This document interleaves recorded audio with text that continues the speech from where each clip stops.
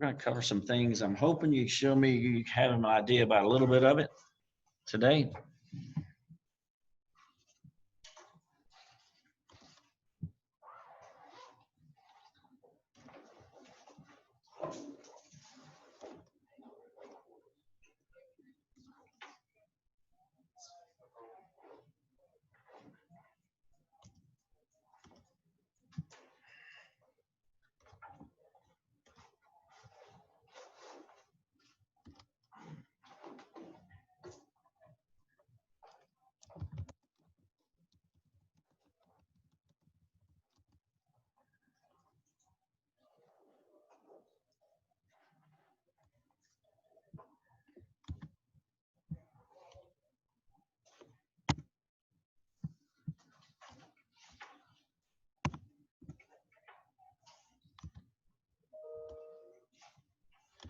I'm trying.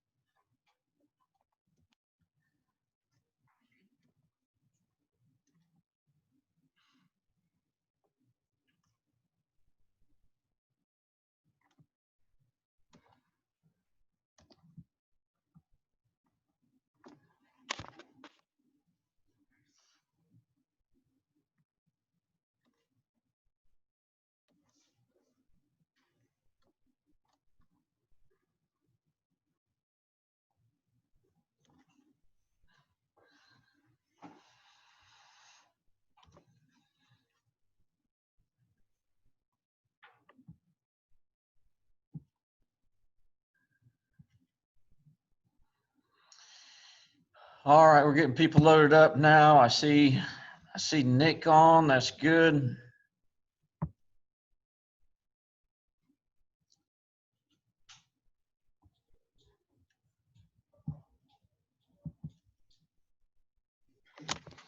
Trying to get it to where we can see the board. We're going to start something called basic animal classifications today, and hopefully you guys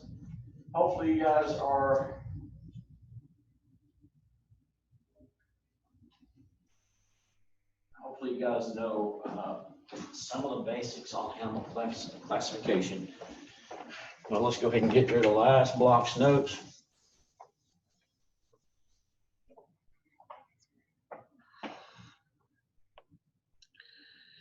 We've got people getting in.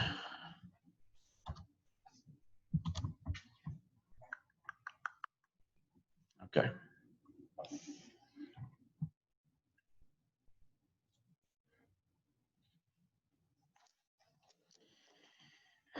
All right, so while we're waiting for people to log in, what we're going to do in class is we're going to have a little game called 20 questions. 20 questions. I have written the name of a certain organism right here on this piece of paper. I'm going to put it down right there, and you guys have 20 questions to guess what it is, and asking only yes or no questions.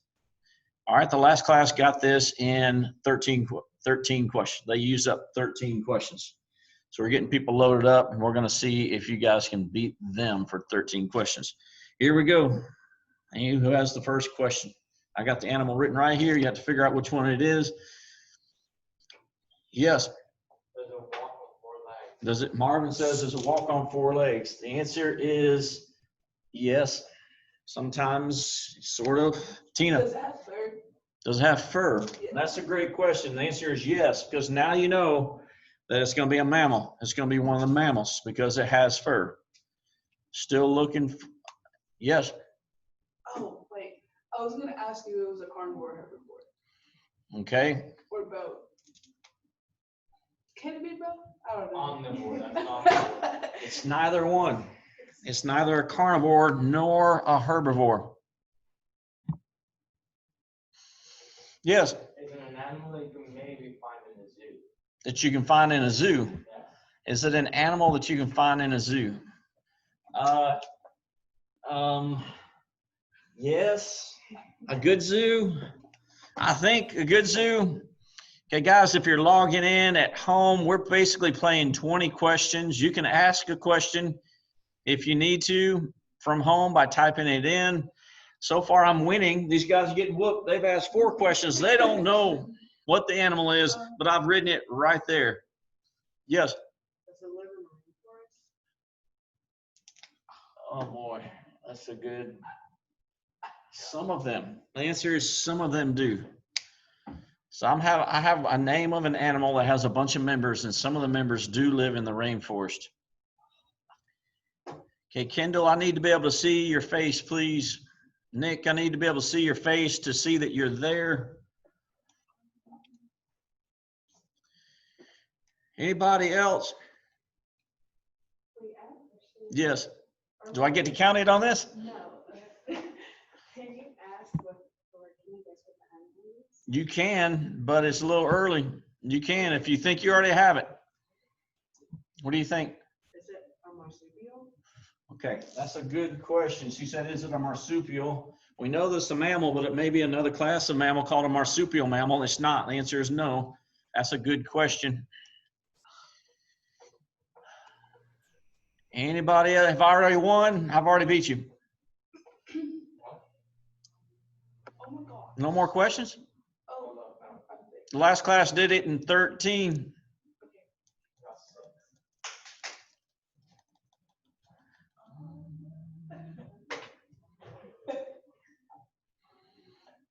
Yes.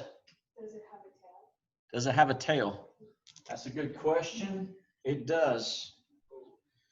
I'll give you a little bit more information than I have to. It's normally really short, really small tail. Yes, Marvin. Is it a beaver? Okay, he's saying, is it a beaver? The answer, no. You guys have used 8 questions and you don't have it. Yes. Is it a bear? That's a good guess because you know this is a mammal and you know that we're going to go there in the future. So maybe it's a good guess to say that. I don't have any guesses from our home people. I got people at home that should be guessing. Oh. Marvin. Is it a pig? Is it a pig? No, you guys have used up 10 questions. Oh. The last class guessed it in 13 questions, but I have a feeling y'all aren't going to get it at all. 20 questions. And then I'm going to win and I'm going to make fun of you because, We know what the animal is? yes, all of you know this animal. You just don't know the right questions to ask. Is Yes. it like semi-fly? Can it semi-fly? I'm not sure. Can it fly at all? I'm not sure what semi-fly means. Can it fly at all? Can it fly? That's a really good question. In fact, you got the question that may solve it for you. The answer is yes. It's a bird. See, you got to raise your hand to claim it. You know this is a mammal, and you know it's a mammal that can fly. Okay? And that basically tells you what it is. Yes. Is it a sugar glider? No. What? Sugar gliders technically cannot actually fly. In order to fly, you have to be able to stop from a point and go up. All they can do is start from a high point and glide, hence the name glide, down. So they can't really fly. I'm trying to make sure I get things going here. Yes. Is it a bat? She says, is it a bat? It is a bat. It's a bat. It's a bat. It is a bat. I've got bat written right there. It's a good job. You got it in 12 questions. Now, I have to say, and don't take me trying to be rude to you, you wasted a bunch of questions. What, like you went specific way too early. Is it a pig? Is it a bear? Is it a walnut? You got to narrow it down to get super specific. All right. So far we don't have enough folks on, so I'm going to see if I can quickly get them going. We're about to start the regular class. Normally we'd start really early, but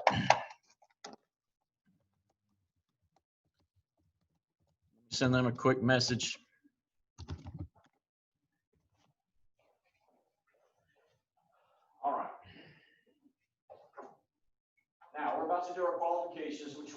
help you speed that up. I imagine once you know your qualifications, that one might take you 6 questions. You probably figure out in 6 questions, like half the amount of time. So let's go ahead and get started on this. Yes. 3 years ago in Culture Grove, there was a bat flying around the gym. Yes. And they do that here at Maryville High School sometimes. Oh my And you God. know who they call when one gets loose? They call me. They're like, V, go get V. He knows what to do. And in fact, we had our auditorium. There's a bat flying around the auditorium in big circles. And every time it got over the class that was packed in one corner, the students would go, ah, and then fly away and they go, ah.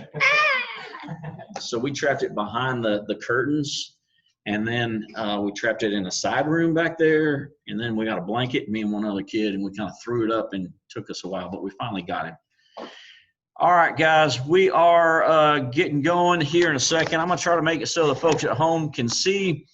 Now, if you're at home, I need you to send me a message. I need to type out a message and say hi, or send I'm here, because I see 2 people, and I just need to make sure you can hear me and everything's okay. So type something in if you're at home. All right, guys, we're getting going with basic qualifications. Basic qualifications. And the basic qualifications that we're looking at are going to be basic zoological qualifications, which means basic animal qualifications.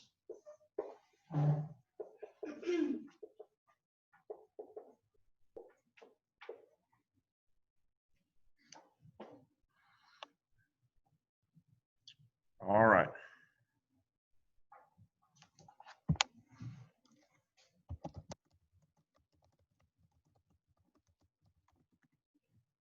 First thing, though, we're going to start with, we got to get some concepts. We have to understand the concept of gestational period. Let's just get our definitions down.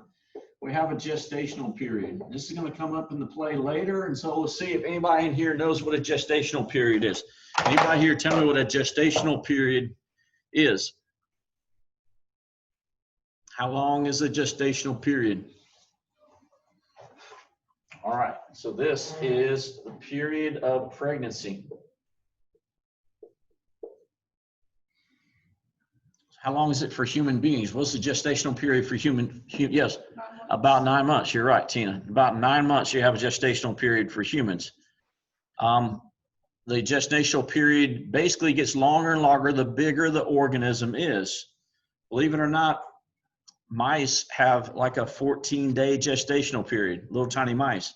But elephants can hold their baby young, their calves, for over a year before they finally give birth. We have 9 months for humans. That's a rough approximation, and that's a simple gestational period.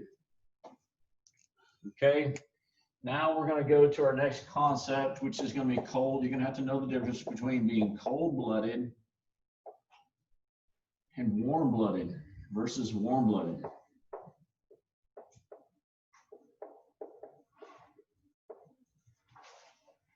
Cold-blooded versus warm-blooded. What are we? Are we cold-blooded or warm-blooded? We're warm-blooded. Our temperature should be about 98 to 99 degrees Fahrenheit if we don't have a fever. Okay, I need another animal that's warm-blooded. Yes? A bear? A bear is warm-blooded. Okay? Now, cold-blooded animals are different than warm-blooded animals in that they have to regulate their own heat. They have to find somewhere, an environment that's warm enough if it's cold, and they have to cool down if it's hot, so they'll go into shadows. Like snakes do this a lot. Lizards do this a lot. They're cold-blooded organisms. Now, there's a major benefit to being warm-blooded or cold-blooded. There's a benefit to being cold-blooded. I need a large brain person to see if they can tell me what good does it do you? Why would an organism want to be cold-blooded? It does you some good. Why? Why be cold-blooded? Yes. You can survive the cold times. Okay, but so can warm-bloodeds. I mean, if you're an elk and you're staying out in the snow in Montana, it's cold, but you're able to survive. What benefit? I need a large brain person. Why would you want to be cold-blooded? Yes. To keep you cool when it's hot. So what? To keep you cool when it's hot. Okay. That's not a bad idea, because if you're cold-blooded, you get to find a place to cool off when it's hot. And if you're warm-blooded and it's hot, you kind of have to have an artificial environment to do that, like air conditioning or something. Let me give you a hint. Cold-blooded animals versus warm-blooded. If I miss a meal, if I miss one meal, my hands start shaking, right? If you miss a meal, do you start feeling weird? If I miss 2 meals, I start going, oh my gosh, I gotta have some food, I gotta have some sugar. In other words, since I'm warm-blooded, I have to have a lot of energy. I have to take in a lot of food to maintain my 98 degrees. It takes energy to keep yourself at 98, right? Cold-blooded animals don't have to do that. You know how much a big snake has to eat? I'm eating 3 meals a day, guys. A big snake, twice a year. If they have a good-sized meal twice a year, they're good for a whole year. Of course, they'd rather have more, but if you go to a big zoo and you look at some of the big pythons and you read up on them, they say these things can eat like once every few months and sometimes twice a year if it's a good meal. So the benefit to being cold-blooded is you don't have to eat all the time. You can go through a period of drought. You can go through a period where things are not available to eat, and you survive. Warm-blooded ones, they die off because they can't survive that lack of food over a long period of time. All right, so now we know gestational period and we know cold-blooded versus warm-blooded. I'm getting a little bit concerned at home. Hey, Kendall, can you type something for me? I want Kendall to type something in. I don't even know if you can hear me, so I want you to go ahead and answer. Type in. All right. Just type in hi or something just so I know you hear me. Let's go to our last major thing, and we're going to go to this thing called, all right, good. Thank you, Kendall. I see you. Thank you, Nate. Good. Okay, so now we're going to go to our last thing. We're going to go to native species, and we're going to go to these things called exotic species. Now, some of you might know what this is. If you're native to Tennessee, it means you were born in Tennessee. You were born here. You're supposed to be here. That's where you started. But then you have other things that are exotic. I'm not native to Tennessee. I was born outside of Tennessee, and I moved in. Now, some of the species we have here are called native species. That means they were here for a long time. The species have been here for a long time. But some of the species we have here is not native. It's actually exotic. Like that plant is exotic. That plant that grows like crazy, and we brought it over from Asia. Anybody know what it is? Yes. Weeds.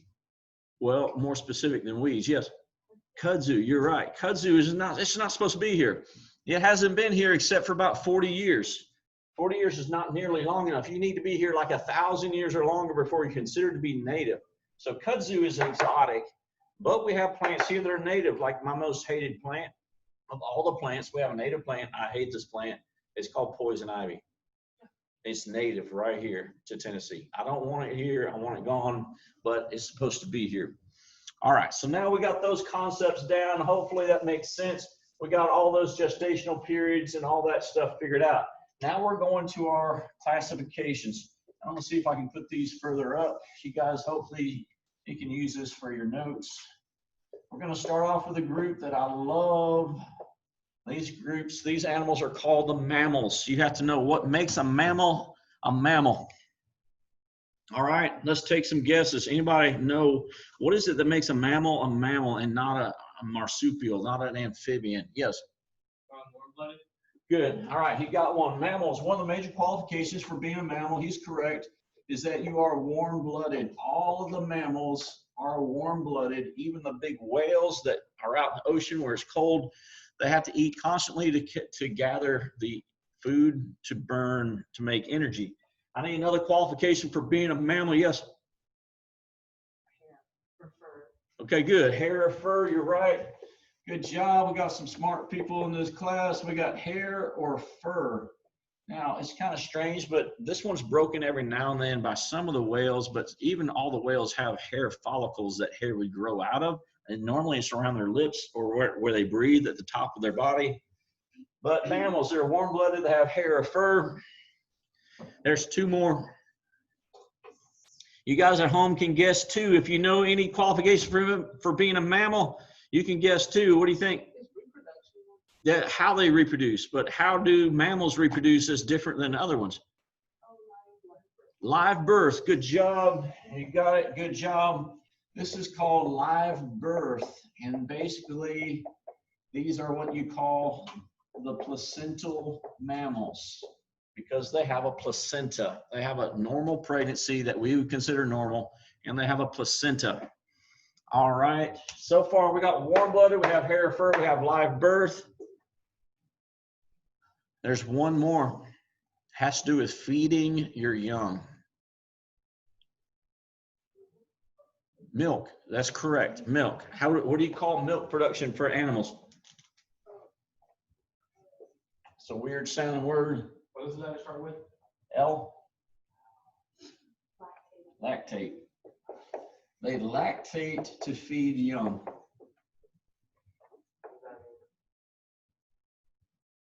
Okay, lactation. Lactate to feed young. Those are your 4 major qualifications for being a mammal.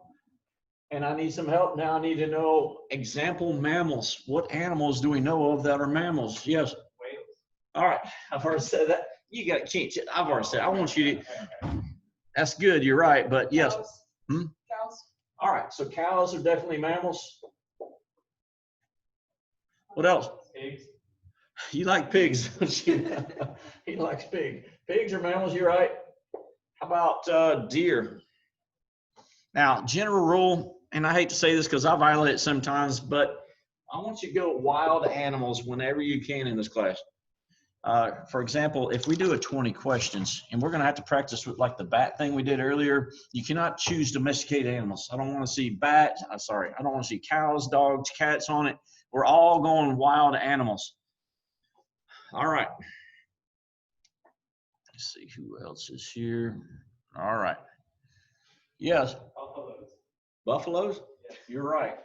Let me put one in here that you might be surprised by, but humans. Humans are mammals. We lactate. We have a gestational period, long gestational period. We're warm-blooded, hair, fur. But now we have a group that is a mammal. These are mammals. I'm going to give you a little help with them, but they're weird mammals. Scientists used to argue about whether or not they're even mammals. Can anybody tell me what the rest of this one is? Marsupials. These are the marsupials. All right, marsupials. Now we have a group that's slightly different. They're called the marsupials. I need a large brain person to tell me, how is a marsupial mammal different than our typical placental mammals? Yes. Yes, good. All right, so she's got one of them, and that is pouch development. The marsupials have pouches. You've seen the kangaroos, you've seen the joeys jump in the kangaroo's pouch. You've seen them carry around their babies. All the marsupials have this thing called pouch development. There's another thing that makes them weird. Nobody's gotten this today. I had first block, nobody could figure it out. So I'm gonna give you a hint. It's something to do with one of our concepts that we started with. We had 3 concepts. We had cold-blooded versus warm-blooded. We had native versus exotic. Can we try to figure out what a gestational period was? What do you think? You got it? Yes? Pregnancy time? Yeah, what about it? They like first they're in like their pouch or whatever, and then after that, then they come out, like you can actually see them. Okay, you're close. You're getting it. Okay, you're getting it. Because I saw this from the wild rat. Sorry. Because all this big walls, I remember that part. All right. So what I think you're hinting at is what we're going to call a very short gestational period. They have, all the marsupials have a very short gestation. That's because they have a pouch to develop them in. They don't have to have a placental pregnancy to develop them. Short gestational period. This means that they are pregnant for a very short amount of time, and they don't give birth to something that's big like you would expect. They give birth to something really small. For example, red kangaroos are about as tall as we are, but their gestational period is 2 weeks. So we're about the same size. We're 9 months. Red kangaroos are 2 weeks. And they give birth to this little peanut size, and it looks like a peanut, looks like a slimy peanut with little stubby arms and no eyes. And it climbs from the regular birth canal all the way up through the fur of the mother, climbs into the pouch.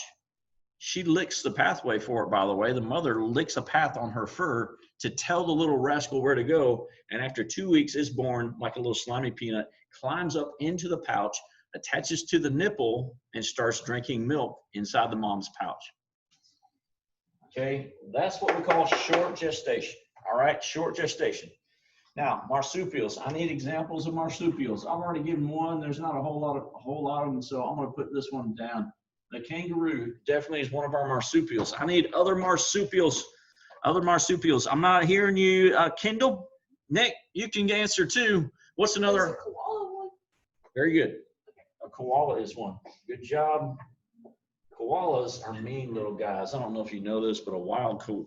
You're not talking zoo. The wild koalas, big claws. They don't want you to mess with them. They will scratch you to pieces if you mess with them. There's one more, and there's one more in North America. There's only one in North America. Anybody know which one ours is? Yes. That is a marsupial, but he's down in South America. Sorry, he's down in Australia. What is North America's only marsupial? We got one. Yes. That's not here, but that's a good guess. You're right on it, because, I mean, keep that in your mind because we're about to get there. Yes. Sloth. Sloth is not correct. We got to have North America. It's in Tennessee, guys. I saw one today on the way to school, dead in the road. He was. Is it a skunk? Raccoon? Possum. Possum. He got it. Good. Possum. Possum. All right. The only one that North America has, is hard to spell this thing, by the way. It's called the opossum.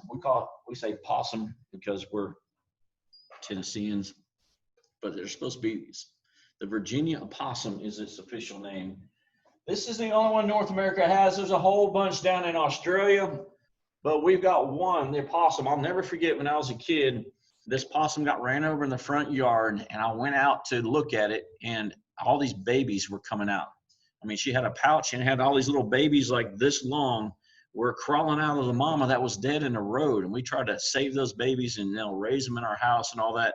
But she had a pouch. She is full of babies. And that's our only North American marsupial, and you see it all over Tennessee. All right, so now we're going to go to another mammal. You know we have mammals here. Marsupials are mammals, but they have weird characteristics.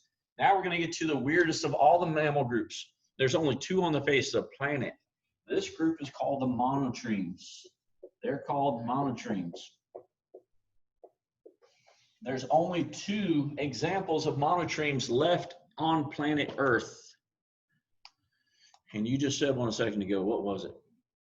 The platypus, all right? One of the two here is the platypus. The duck-billed platypus, who actually has venom and swims and looks like it has a duck's bill on its face. That thing is one of the craziest critters that I've ever looked at, the platypus. There's one more, and this thing is called the echidna. The echidna looks like a porcupine with short spines, and it's got this little tube nose, and it eats termites and ants. He's really cute. There's actually 4 different kinds of echidna, but only one platypus, and the platypus is almost gone off the planet. Okay, these are the only 2 monotremes. Anybody know what makes them different than the marsupials and the regular mammals? Yes. Yes, you're right. You got it. The monotremes, they actually are mammals that lay eggs. They lay eggs. They're warm-blooded. They have hair or fur. They have all the other qualifications, except this is the way that they're different. They don't give live birth. They're not placental mammals. They actually lay eggs, which is, to me, it's just so weird that a mammal lays eggs, which is just crazy. But still, they lactate to feed their young. Yes? So, like, how does that work? Like, how does like a platypus? How does that work? Like, how long does it like take? Like, do they hatch or like what? Like, what happens? Yeah, they lay eggs and they incubate eggs, and after a while, those eggs hatch. No. I That's a good question. But they're crazy, crazy animals. Hopefully we're going to have time. We're going to be able to see a couple of monotremes and how they do their life. But these are the monotremes. And now we're going to move away from the mammal groups. All right, we got the mammals, we got the marsupials, we have the monotremes. Now we're going to move to a group that's called the reptiles. Now, some of you hate reptiles, some of you love reptiles. And most of you, if you hate reptiles, you hate them because they have one particular member that has a bad reputation. And my daughter is one of those people that just hates reptiles. Okay, now reptiles, examples of reptiles. I need some help. Yes. Snakes. That's the one that my daughter hates.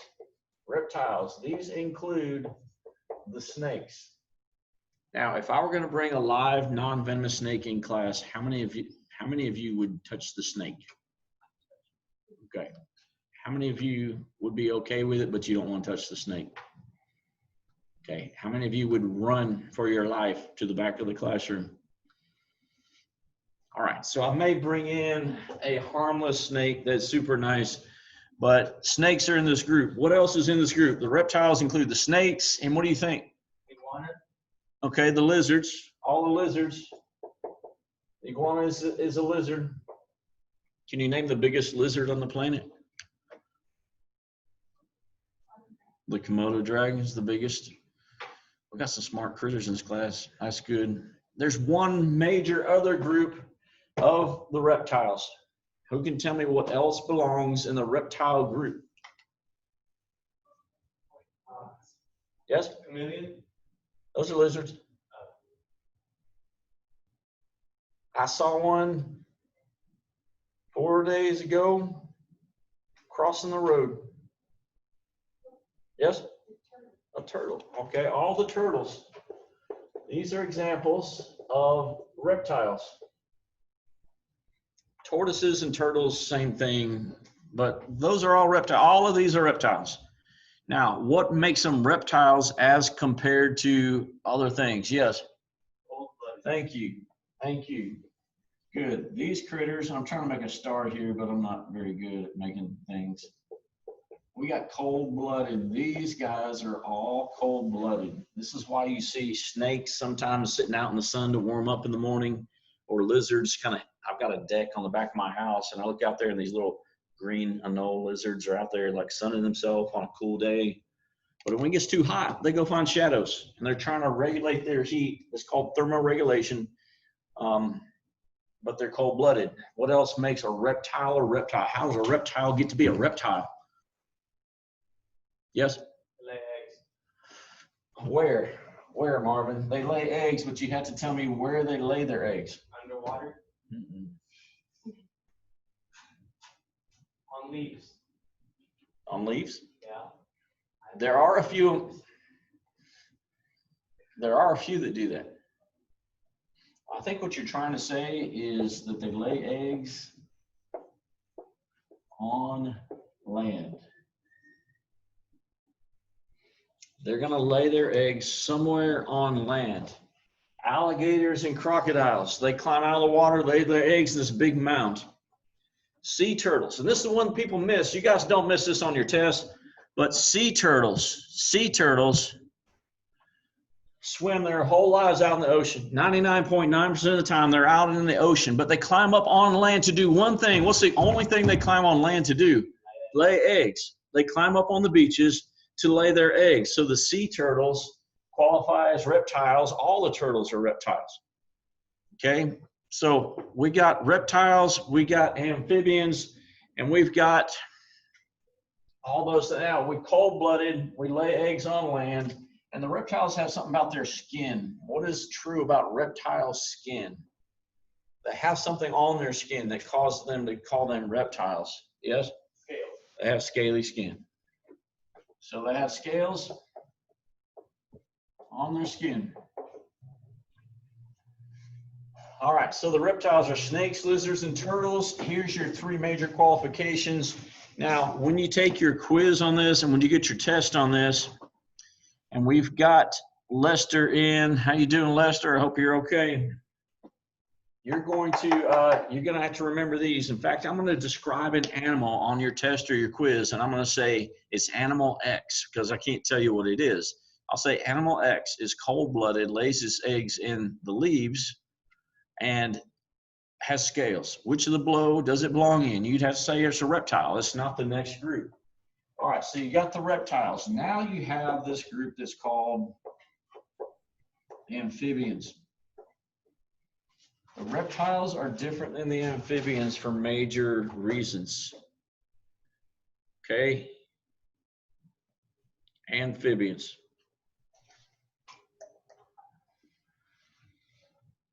I need somebody who can tell me an example of an amphibian. What do you think? Frogs are good examples. In the amphibians, you got frogs, and you got, I'll just throw in the toads with the frogs. Frogs and toads are amphibians. What's the difference between frogs and toads? Frogs are more aquatic and have smoother skin. Toads have rougher skin, but it's still like moist skin. Toads are essentially more land-born. Frogs are more aquatic, generally speaking. Okay, we got frogs and toads.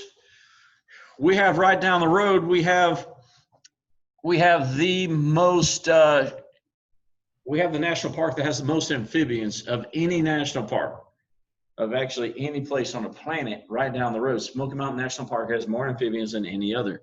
And you can find them in the stream sometimes. They're like these little guys, and they're like slimy. What are they called? Salamanders. Good. We got frogs, toads, we got salamanders, and we have also newts. And this is a short list, guys. There are others. Newts tend to have like external breathing apparatus and all that. Nick, if you could turn on your screen, please. All right, so we have amphibians, and the amphibians have certain characteristics. If you're an amphibian, what do you think? They lay their eggs in water. That's a huge characteristic. They lay eggs in water. They'll lay them in a puddle sometimes. They'll lay them in a stream sometimes, in a creek, in a lake. Some of you have seen frog eggs in a lake, and it's like this nasty giant mass of little soft dots in there.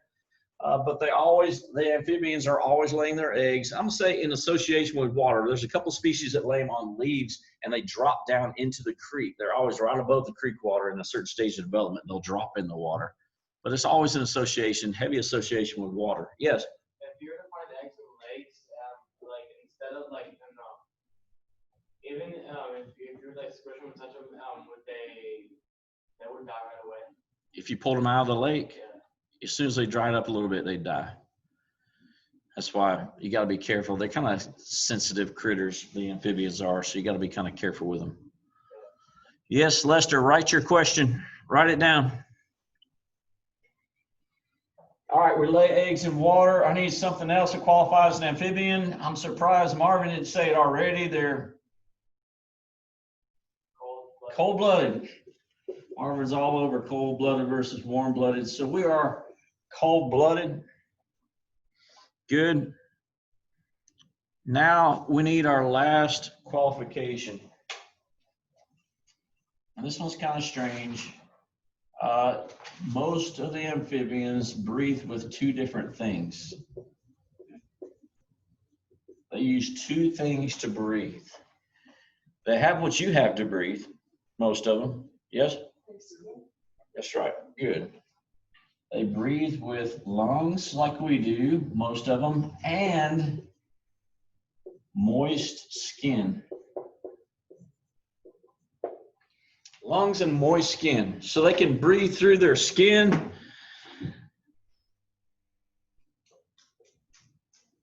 That's a good question, Lester. I think most of our amphibians are freshwater. So the lungs, moist skin. This is why if you go out and you capture an amphibian like a salamander, you're supposed to get your hands wet. You don't want to pass them from person to person on the shore with dry hands because you're ripping off their ability to breathe. because this slime on it's kind of gross, but their mucus will stick to your hand, and then they can't breathe through their skin very well. And given that they're kind of excited, they're breathing really hard because this giant person is holding them, they get issues. All right, so Salamanders like when you pick them up, or they what? I've never picked up a salamander before. Like they like it. It's like no, they hate it. They try to get away. They want to get away from you. All right, so we got amphibians, we got reptiles, and we actually have in Tennessee, believe it or not, East Tennessee, we have the biggest amphibian in North America right down the road in our creeks and our streams. There's one in China that's the size of this table. It weighs more than a Labrador Retriever weighs. I mean, they're huge. But right here in East Tennessee, we have the second biggest, the biggest in North America. Believe it or not, this critter is called, I'm going to write down over here, it's actually called the most awful name. It's called a hellbender. A hellbender. They get 2 to 3 feet long. They eat crayfish like they're chomping on Tic Tacs. They won't hurt people. They don't hurt us, but they're on the bottom of the creeks and the bottoms of the rivers. They're called hellbenders, and they're giant salamanders. They're the second biggest amphibian in the face of the planet. All right, so we got reptiles. Now we got amphibians. We got all our mammals done. You guys are, hopefully you know the mammals. And now we're going to move on to the insects.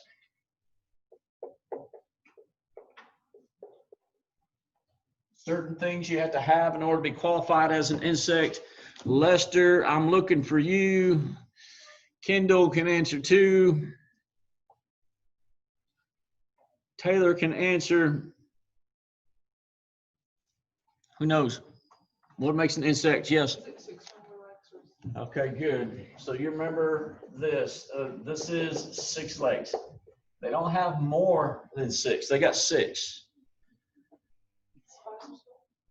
Other things have other different kinds of legs. Like those house centipedes, you may have seen one at your house or your apartment. They're long, they got a whole bunch of legs, and they can run really fast. Those are not insects because they have more than 6 legs. All right, we also have a certain number of body segments. How many body segments does an insect have? Yes, they've got 3, you're right. You got 3 body segments.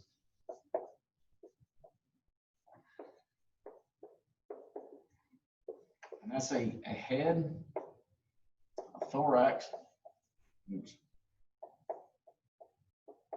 and an abdomen.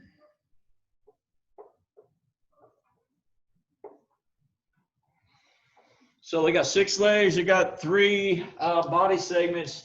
They also have something that's, you could equate it to a shield of armor, like a knight's shield of armor. And it's got this big science word to it. But what would you call a hard shell on the outside? Yes. Good. All right, good. So they got an exoskeleton. I can tell some of you are going to kick this test butt, which I'm really happy about. Hard exoskeleton. These are the major qualifications for being insects. All right, so the insects include all of the ants, which are pretty awesome. It includes this group that we call the beetles. And can anybody name another thing that qualifies as an insect? Yes? Silverfish? That's a good, I don't know. I'm surprised you know what a silverfish is, but those little shiny rascals that run around in damp environments, I don't know if that's, I think you're right, but I don't know for sure. I better not put that up until I find out. Let's go with, we got ants, we got beetles, and we have, well, all the flies qualify as insects.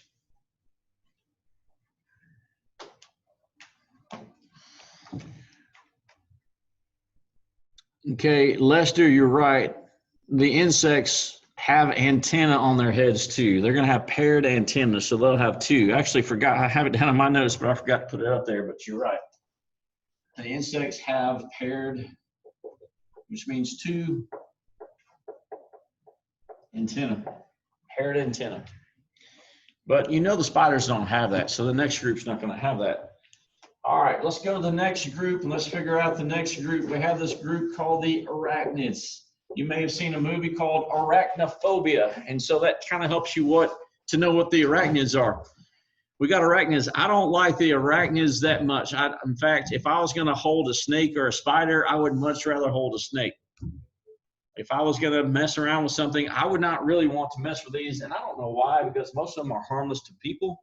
There's only 2 arachnids, spider arachnids, that can do you significant harm in Tennessee. Who can name the 2 spider arachnids that can do you harm here? The what? We don't have black widows. We do. We do have black widows here. In fact, I caught a black widow in Maryville High School one time. At Maryville High School, I caught a black widow. What else? Very good. All right, good job. Brown recluse, black widow. Those are the only 2 of the spider arachnids that we have. But here's your qualifications for arachnids. They don't have 6 legs. They got a different number of legs. How many legs does a spider have? 8. They have 8 legs. Of course, unless some of them get ripped off because something will grab them. They also have not 3 body segments. They have 2. They have 2 body segments.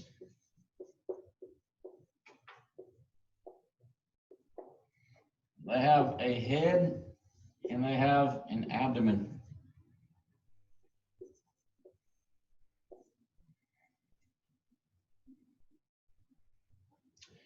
Now, those are the 2 major qualifications for being arachnids. Now, I hope you know that centipedes and millipedes are not arachnids. Centipedes, millipedes, not arachnids, but the arachnids include the spiders. I need a large brain person to tell me another member of the arachnid group, please. I hate all of these. They bug me, no pun intended. Yes, that's one of the spiders. I need another major group in the arachnid group. Spiders, blanks, and blanks. This is kind of weird, but we just got a puppy. And yesterday my wife said, hey, come up here and pull this off of our puppy, because one was on our puppy. Yes, the ticks are in this group. Good job. We got the spiders, we have the ticks, and we have another one. Some of you may have noticed this. They're little tiny red dots on concrete, and they run really fast on the concrete. You may have seen around pools. You ever seen those bright red little things running around? What is that? That's a member of the last major group that's in this. Those are called mites. Spiders, ticks, and mites. Spiders, ticks, and mites, those are all your arachnids.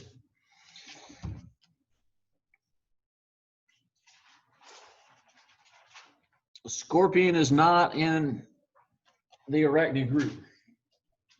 Now, I want to go ahead and dispel a myth, because some of you hear things, and I do it too, but you hear things and you just believe it because you heard it one time.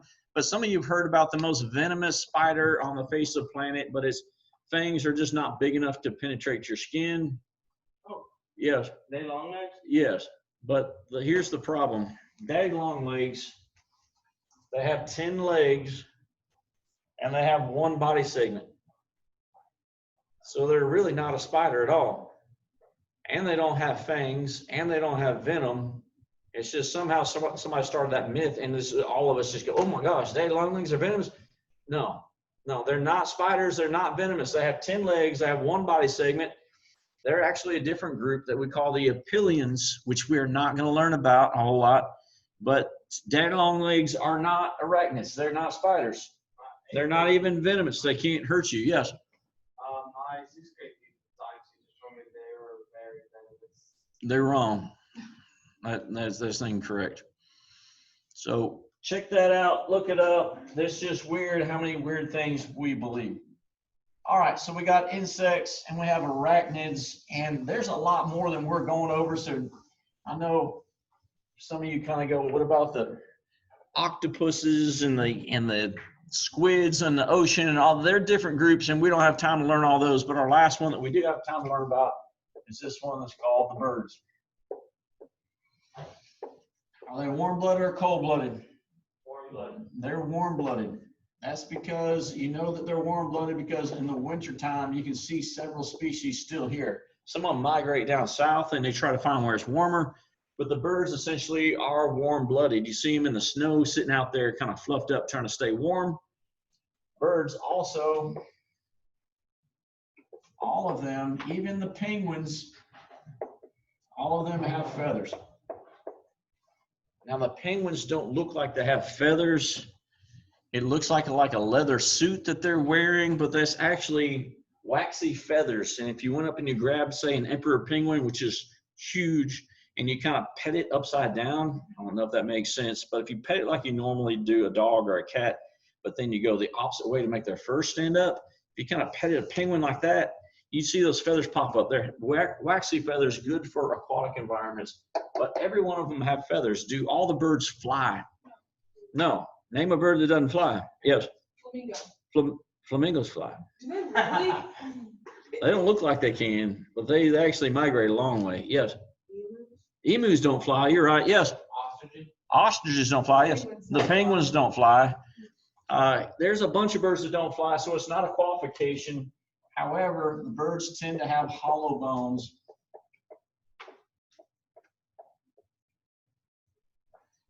So if you break like a chicken leg open, you notice it's hollow on the inside. But when they're alive, they have a lot of marrow in there. And that's so they can make a lot of red blood cells, because red blood cells carry oxygen, which help that bird when it has to fly.